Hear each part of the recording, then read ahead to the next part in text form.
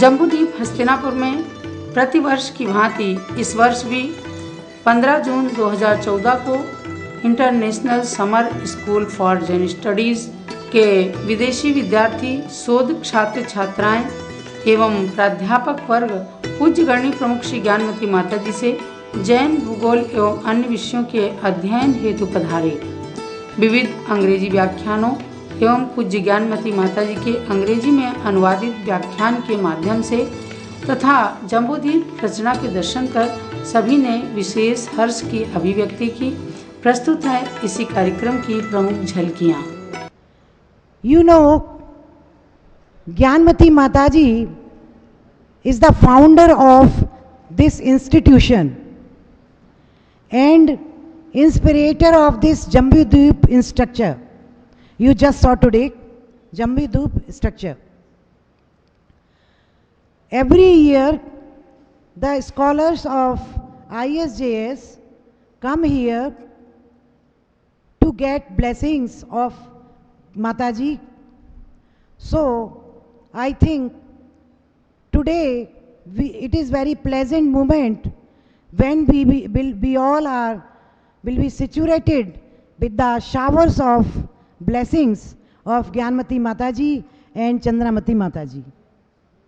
So, this moment is very precious to adopt the auspicious words preached by the women ascetics today. Jain परंपरा में प्रथम तीर्थंकर भगवान ऋषभदेव, अंतिम तीर्थंकर भगवान महावीर स्वामी। महावीर स्वामी को होकर के 2612 वर्ष हो चुके हैं उन्हें जन्म लेकर के, और दिव्य ज्ञान प्राप्त करके, केवल ज्ञान प्राप्त करके उन्हें 2570 वर्ष हो चुके हैं। ऐसे भगवान महावीर स्वामी, उनके समो शरण में दिव्य सभा में प्रथम गणधर श्री गौतम स्वामी ने भगवान की स्तुति करते हुए कहा है कि भगवान आपको नमस्कार हो, आपके ज्ञान में तीनों लोक, सारा विश्व, सारा ब्रह्मांड पूरा छोटे से गाय के खुर के समान प्रतिभाषित होता है, छोटे से गड्ढे के समान दिखता है। ऐसा आपका विशाल ज्ञान है। जैन परंपरा में और वैदिक परंपरा में भी 3 लोक स्वीकार किए गए हैं। 3 लोक, अधोलोक, मध्यलोक और ऊर्ध्वलोक। इसी पर मैं यहाँ पर 3 लोक रचना बनी है, आप लोगों को दिखाया गया होगा और उसे अवश्य देखना सब लोग।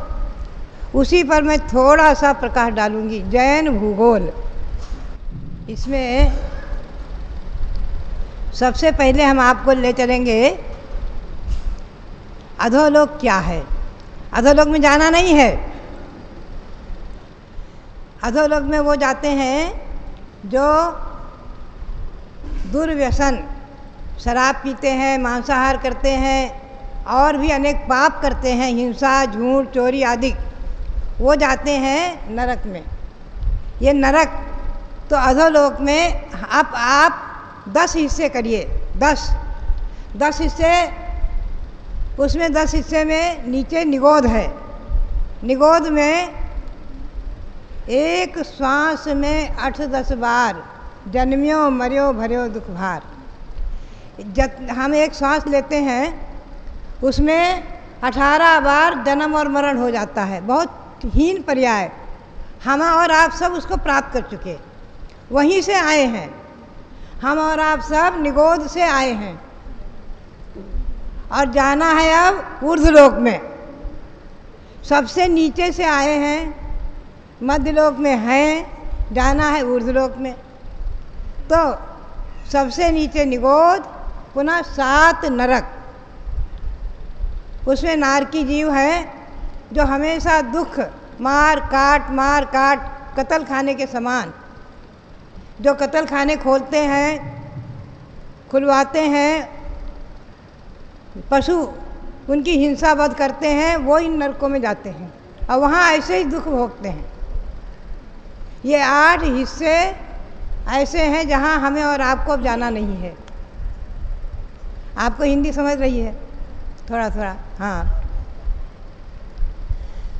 अब अधोलोक में 2 हिस्से और हैं जिसमें देव रहते हैं, भवनवासी व्यंतर देव रहते हैं। वो हिस्से वो पुण्य से, अच्छे काम करके, पुण्य करके, धर्म करके इन देव योनि में जाते हैं। वो 2 हिस्से हैं। तो नीचे के 10 हिस्से हो गए। ये मैंने बताया कि 3 लोक में, अधोलोक, मध्यलोक और ऊर्ध्वलोक। अधोलोक में 10 हिस्से किए, 1 निगोद, 7 नरक और 2 हिस्सों में देवों के निवास और तमाम मंदिर बने हैं, जैन मंदिर। उन जैन मंदिरों में बहुत सी जिन प्रतिमाएं विराजमान हैं, उनको हम सभी गणधर देव, बड़े बड़े महामुनि देव भी उनको नमस्कार करते हैं। उससे पुण्य का बंध होता है। अब हम आपको ले चलेंगे मध्यलोक में। अब मध्यलोक में जम्बू द्वीप प्रथम द्वीप है। ऐसे असंख्यात द्वीप समुद्र हैं, असंख्यात हो, संख्या नहीं, गिनती नहीं। उसमें प्रथम जम्बू द्वीप, हम और आप जम्बू द्वीप के भरत क्षेत्र के आर्य खंड में सारा विश्व है। अमेरिका, इंग्लैंड आदि जितना भी विश्व है, उपलब्ध विश्व, सब जम्बू द्वीप के आर्य खंड में है।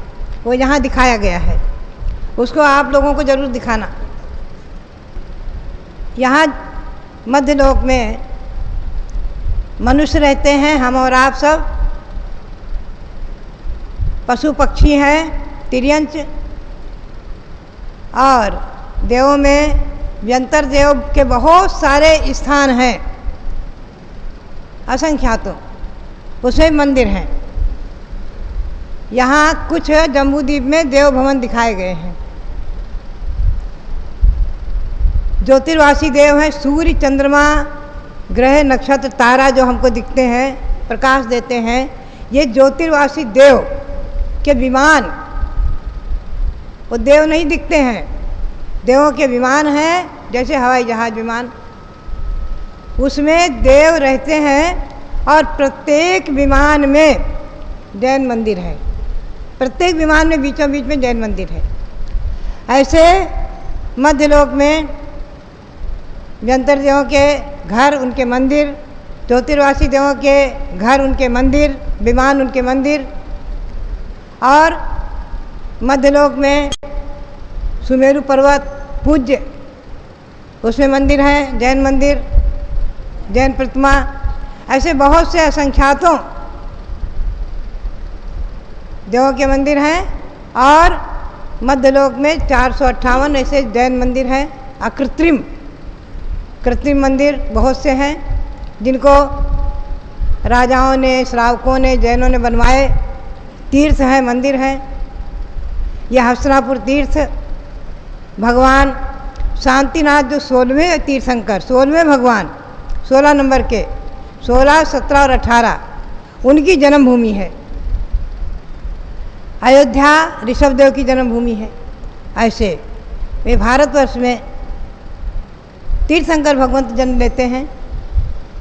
हम और आप में से कोई भी व्यक्ति पंच अनुव्रत धारण करके सदाचार के बल से आगे अपनी आत्मा को क्रम क्रम से भगवान बना सकता है। मनुष्य पर्याय इसलिए मिली है कि हमारी आत्मा को परमात्मा बनाना। अब आप थोड़ा सा ऊर्ध्वलोक को समझेंगे। ऊर्ध्वलोक में हमने आपको समझाने के लिए 20 हिस्से कर दिए, सरलता के लिए। ऊर्ध्वलोक में 16 स्वर्ग, 2 हैं, तो ये 8 हिस्से हो गए। 8 हिस्से में 16 स्वर्ग हैं। 9 हिस्से में नवग्रहवेक हैं। पुनः एक हिस्से में 9 अनुदिश और एक हिस्से में 5 अनुत्तर। कितने हो गए? 19 हो गए। 19 हिस्से। 8 में 2 स्वर्ग, 16 स्वर्ग हो गए। 9 में 9 ग्रहवेक, 1 में 9 अनुदिश और 1 में 5 अनुत्तर। इनमें सब में 84,97,023 जिन मंदिर हैं, अकृत्रिम जिन मंदिर, उन सब की हम सभी लोग वंदना करते हैं। गणधर देव, बड़े बड़े महामुनि सब वंदना करते हैं, इंद्र लोग वंदना करते हैं। वहाँ कौन जाते हैं? जो भगवान का नाम स्मरण करते हैं। एक मेढक, छोटा सा मेढक भगवान के दर्शन के लिए चला, महावीर भगवान के समोसरण के दर्शन के लिए।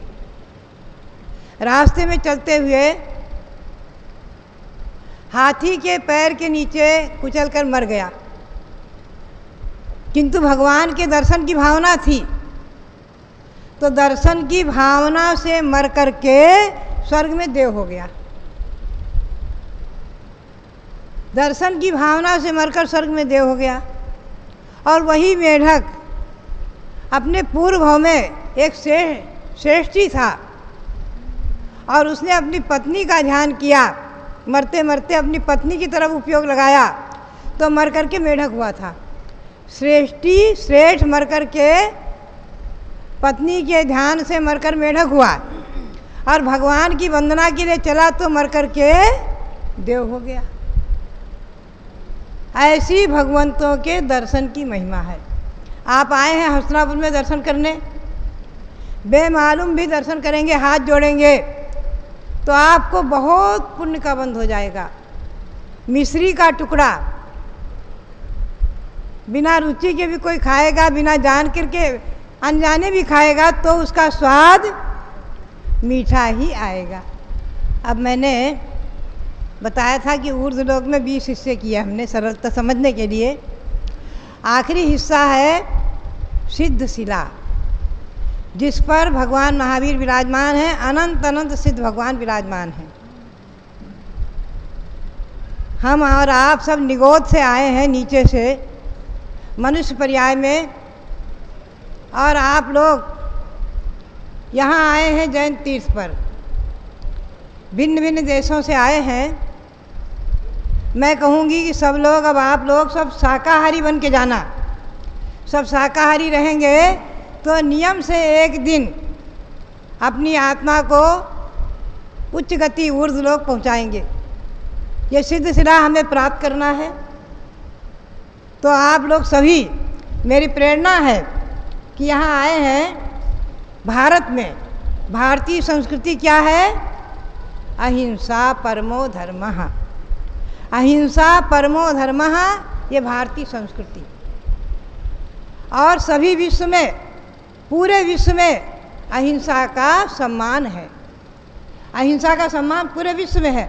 अगर विश्व में शांति होगी तो अहिंसा से होगी। शांति की स्थापना के लिए, अपनी शांति, विश्व की शांति, सबकी शांति के लिए अहिंसा धर्म का पालन करना। आप लोग सब भारत में आए हैं, तीर्थ पर आए हैं, सबके लिए हमारा बहुत बहुत मंगल आशीर्वाद है। सब लोग जैन भूगोल को समझें, महामंत्र को याद कर लें। महामंत्र को सब लोग याद कर लें। नमो अरिहंताणम, इतना ही याद कर लें। नमो अरिहंताणम बोलेंगे सब लोग। नमो अरिहंताणम, नमो अरिहंताणम, नमो अरिहंताणम। इतना ही मंत्र रोज जपेंगे, रोज 9 बार, 108 बार, कितने बार भी नमो अरिहंताणम मंत्र जपते रहें। ये छोटा सा उसका रूप है और पूरा बोलेंगे तो बहुत अच्छा है। और सब लोग यहाँ से अपने जीवन को शुद्ध व्यसन मुक्त शाकाहारी बनाएं और हमेशा इस मंत्र को जपते रहें। सबके लिए हमारा बहुत बहुत मंगल आशीर्वाद। Anitya Bhavana means everything is subject to change or transitory. The worldly living entities like mother, father, son, wife, Chakravarti, Lord of Deities, Dharmendra, and non-living entities like village, place, town, body, etc. are just transitory for the living beings. It is only the pure soul which has to be reflected upon because it is the only non-transitory entity. The name of the second bhavana is Asharan Bhavana. Let's sing again. Unprotected are the souls of creatures, they are free, prison of karma. Anybody does not help here. I'm praying to you, I'm praying to you. Jinnavari Deva, I'm praying to you. Asharan Bhavana means unprotectiveness or helplessness. The soul is unprotected from the friction of karmas, for example, death, birth, etc. O living soul, the deities, mantras, medicines, chariots, army, etc. are no protection or shelter for the living being born in this whole destiny world while experiencing bad time or at the time of death. It is only the Jin religion propounded by the five supreme souls and the self-soul in the form of wonderful consciousness which are the real shelter in this suffering world. The name of the third bhavana is Sansar Bhavana. Soul moves in universe from eternal and should not attend to happiness. Now I want ending sorrow. I'm praying to you, I'm praying to you. Jinnavari Deva, I'm praying to you. Sansar Bhavana means mundane things. Soul moves in the cycle of existence and cannot attain to happiness till he is out of it. The living being is experiencing sufferings due to the latency of infinite ground field in the forest of this five-foldly changing world of substance, location, time, birth, and current physical or mental states. How he sometimes takes birth in the heavens, sometimes in the hells, and sometimes in the highly painful birth state in the form of general body beings called nigodas due to the karmic machinery. The reflection on the fact that there is nobody happy in this world of wandering is called the reflection on the world. किसी भी जानकारी के लिए संपर्क करें